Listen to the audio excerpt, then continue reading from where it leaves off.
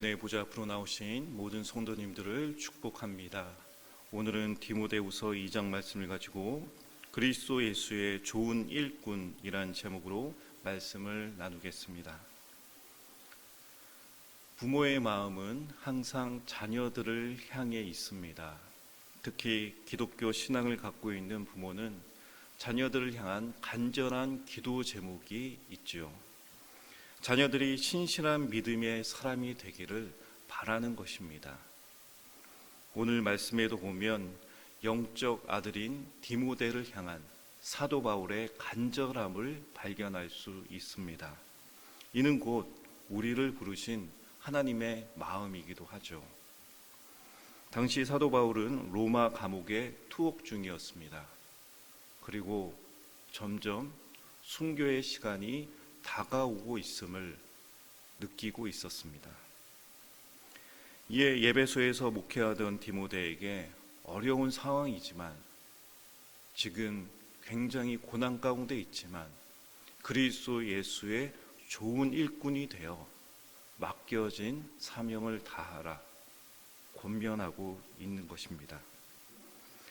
다시 1절 말씀을 보겠습니다. 내 아들아, 그러므로 너는 그리스도 예수 안에 있는 은혜 가운데서 강하고, 내 아들아, 내 딸아,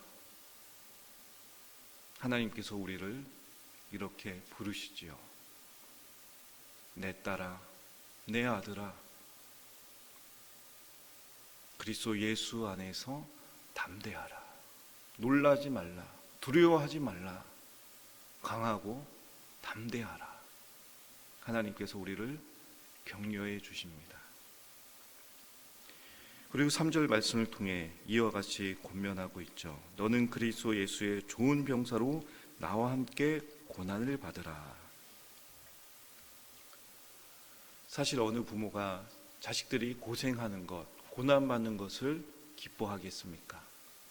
자녀가 고생한다는데 눈물이 나는 것이죠. 그러나 자녀들을 향해서 말씀합니다. 그리스도 예수 안에서 나와 함께 고난을 받으라.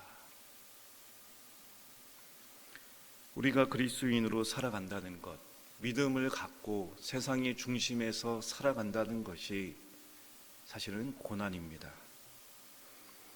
우리 주님께서도 이 땅에 오셔서 환영받기보다는 고난을 받으셨죠.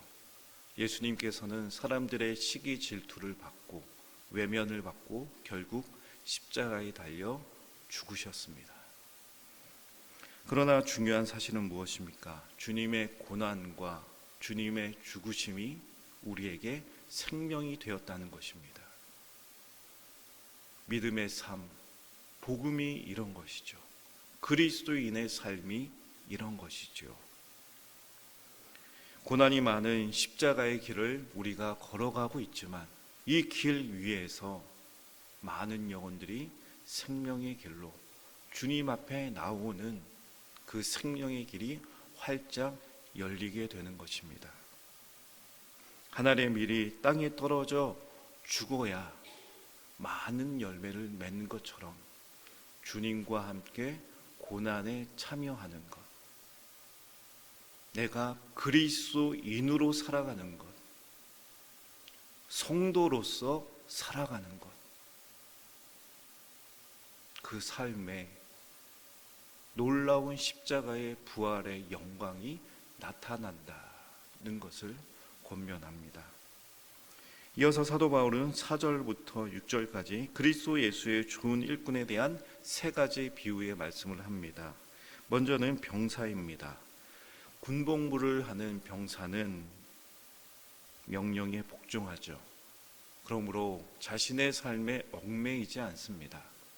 주인에게 복종하는 것, 그때 충성스러움을 통하여 주님을 기쁘시게 하는 병사가 되어짐을 말씀하고 있습니다. 두 번째는 운동선수입니다. 선수들은 경기장 안에서 정해진 규칙에 따라 시합을 합니다. 이와 같이 신실하게 복음의 바턴을 들고 달려갈 길을 가야 한다. 이것이 주님의 일꾼이다 도전해주고 있습니다. 마지막으로 농부죠. 농부는 매일매일 성실하게 땀을 흘려 주어진 농지를 돌봅니다. 이를 통하여 추수의 때에 열매를 얻게 된다 말씀해 주고 있습니다. 이와 같이 사도 바울은 그리스도의 일꾼이 되어 매임과 고난에 처했습니다. 그러나 자신이 이 모든 것을 참는 것은 바로 택함 받은 사람을 위한 것이다. 또한 그들이 예수 안에서 구원을 얻어 영원한 영광 가운데 들어가게 되는 것이다. 비록 내가 매였지만 복음이 매인 것이 아니다. 오히려 그 복음은 사도 바울을 통해 전파되었고 많은 영혼들을 영광으로 인도했음을 디모데에게 도전해주고 있는 것입니다. 그렇습니다. 우리가 복음을 위해 참고 견딜 때 인내로서 이 기도의 자리를 지키고, 인내로서 자녀 손들을 위해서 기도하고, 인내로서 믿음으로 우리가 주어진 삶을 살아가는 것. 복음은 매일 수 없고 우리 안에 있는 생명은 매일 수 없기 때문에 우리를 통해 하나님께서 영광 받으신다라는 것을 우리에게 말씀해 주고 있습니다. 이어서 14절 말씀부터 보면 디모데를 향해 헛된 논쟁에 휩쓸리지 말고 깨끗하고 거룩한 순결한 그릇이 되기를 힘쓰라 권면합니다. 특히 16절부터 17절 말씀을 보면 이와 같이 말씀하고 있죠. 망령되고 헛된 말을 버리라. 그들은 경건하지 아니하며 점점 나아가나니 그들의 말은 악성 종양이 퍼져나감과 같은데 그 중에 후메네오와 벨레도가 있느니라. 그렇습니다. 주님 안에서, 공동체 안에서 그리스도인으로 살아갈 때 망령되고 헛된 논쟁에 빠져들어서는 안 됩니다. 예를 들어서 말하고 있는 후메네오와 벨레도와 같이 이들은 복음을 위해 고난받는 것을 멀리했습니다. 복음을 위해 고난을 받지 않으려고 했죠. 오히려 진리를 왜곡시키는 자들이었습니다. 곧 이들은 공동체 안에 분쟁과 다툼을 만들어냈고 이들의 가르침은 암처럼 퍼져나갔다. 악성 종양과 같이 주님의 몸된 공동체를 무너뜨렸다라고 말씀합니다.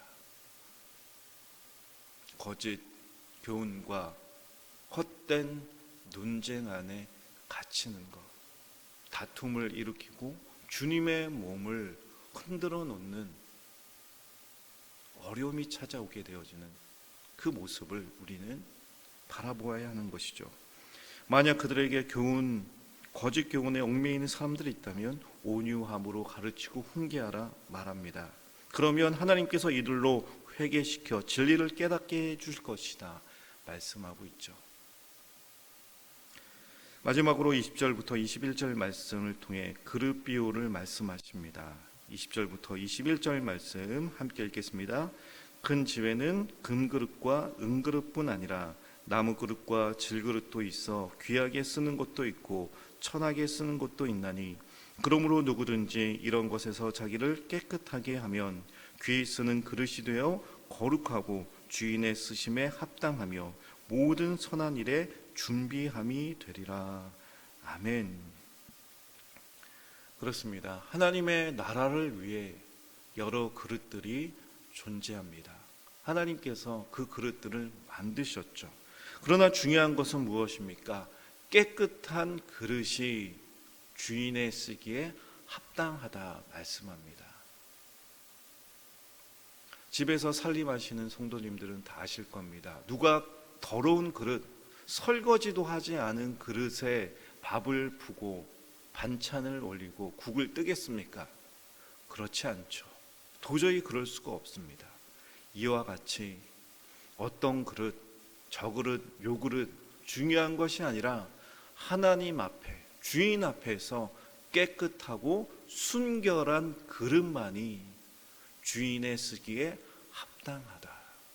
그러므로 그리스도 예수의 좋은 일꾼은 누구입니까? 많은 달란트를 가진 것, 그것보다 거룩함, 내 안에 정말 주 예수 그리스도께서 살아계시는가? 내 안에 거룩함이 있는가? 이것이 가장 중요한 것임을 우리에게 일깨워 줍니다. 사랑하는 성도 여러분, 우리는 주 예수 그리스도를 믿는 믿음으로 구원받았습니다. 또한 우리를 주님의 제자로 삼아 주셨습니다. 세상의 빛으로 그리스도의 일꾼으로 우리를 부르셨습니다. 이 얼마나 영광스러운 부르심입니까? 주님께서 나를 부르셨다는 것이죠. 주님께서 나를 제자 삼아 주셨다 말씀하십니다. 사랑하는 성도 여러분, 우리 모두가 그리스도 예수의 좋은 일꾼으로 그렇게 성장하며 그렇게 영광 올려드리는 저와 모든 성도님들 될 수 있길 바랍니다.